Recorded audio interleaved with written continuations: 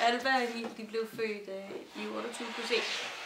Jeg blev født på Rigshospitalet, og der havde jeg ligget 12 dage inden, hvor man havde forsøgt at stoppe fødslen, der var gået i gang.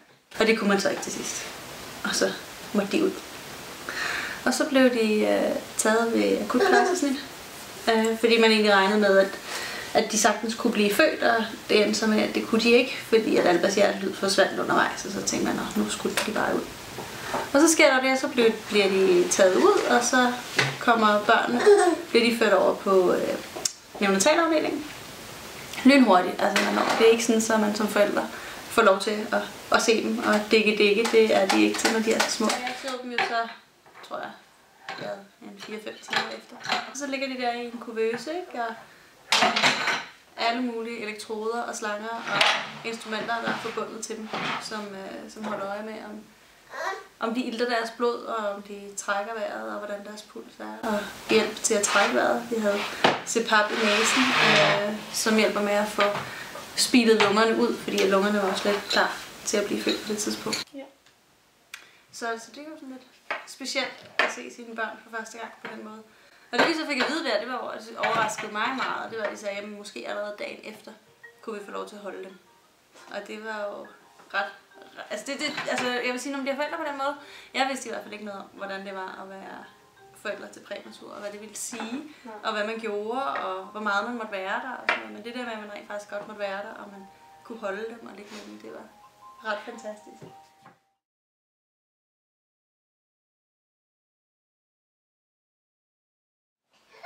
Og så kan man sige, kan man så mærke på dem, at de er tidligt født, men i starten, der var vi jo meget nervøse, og først så er man jo bange for, om overlever de overhovedet at blive født. Og så er man jo rigtig, rigtig bange for, om de får men og får hjerneskader, og de bliver undersøgt rigtig meget på neonatalafdelingen. De er blevet scannet 3 gange, for om de havde hjerneskader, eller blødninger i hjernen. Og så, så når man kommer hjem, så er det jo også en helt anden måde. Altså, en ting var, at man kom hjem på hospitalet, og vi kunne være her. Men det er jo noget med, at man passer rigtig meget på i forhold til, om de får infektioner og bliver syge.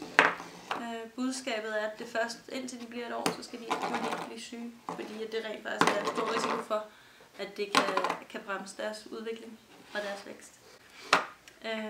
Så vi passede rigtig godt på dem i starten, og det vil sige, når vi havde gæster, blev de bedt om at vaske hænder og spritte af. Og hvis vi havde børn, der skulle komme på besøg, så var det altså noget med at komme i bad inden og få rent tøj på, før man kunne få lov til at komme ind, fordi det var simpelthen for risikabelt, hvis folk slipper bakterier med hjem. Så er det jo også noget med, at vi ikke kom særlig mange steder hen for at begrænse stimuli, fordi at hele deres sanseapparat er meget mere sart end andre børns, fordi de er født for tidligt og derfor ikke har udviklet sanserne på samme måde. Så jeg vil sige, det der mest i dag, og det er jo i virkeligheden ikke så meget mere, men det der har fulgt dem, har mest været, at de har svært ved at lære at spise. Men ellers kan man sige, så har vi endnu ikke set nogen konsekvenser andet end at de spiser ikke så meget og er ikke specielt interesserede i at spise, og det betyder også, at de ikke måske vokser helt så hurtigt som andre børn. Men ellers trives de rigtig, rigtig godt. Og så er det så ved jeg ikke, om alle forældre til præmatur har det sådan, men så tænker man jo også over, om der vil være nogle senfølger, når man kommer længere hen, ikke? Altså, og der er mange ting, som man ikke kan se, før de bliver ældre, ikke? Og nogle ting ser man først, når de kommer i skole, om de har indlæringsvanskeligheder og sådan noget. Lige nu er der ikke noget, vi som sådan er bekymret for. Når man bor på en neonatalafdeling, det er jo ret specielt, og heldigvis på Hvidovre er det sådan, at det er jo ret nyt, at man rent faktisk har familieværelser, så man ikke ligger på en flersalsstue. Vi havde vores eget værelse, og hvor vi faktisk begge to havde mulighed for at sove sammen med børnene. Så vi var der begge to og boede i virkeligheden på hospitalet hele den der periode. Men det er jo også ret specielt, fordi at der er jo udstyr tilkoblet til børnene, og det betyder, at der er alarmer, der går hele tiden. Så det der med at sove, det er jo ikke... Vi skiftede sådan til at have vagten, og det er jo ikke os, der skulle have vagten, fordi der var jo personale. Men alligevel bliver man sådan, hvad er der nu, ikke? Så man farer jo op der om natten og skal kigge, og hvad sker der nu? Og de fleste gange er det måske bare en elektrode, der er faldet af, og nogle gange så er det et lille barn, der ligger og ikke trækker vejret og sådan noget, ikke?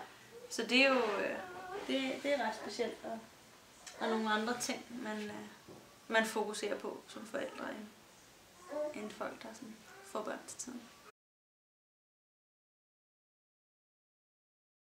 det der måske beskrev det meget godt, var, at vi havde, var det måske 2 eller 3 uger efter børnene var blevet født, havde vi besøg af noget familie ude på hospitalet, som sagde, at det ikke er en helt fantastisk fornemmelse at blive forældre. Synes I ikke bare, det helt vildt dejligt? Og så, nej, det synes vi faktisk ikke. Så der gik lang tid, før vi ligesom, før man var glade, ikke?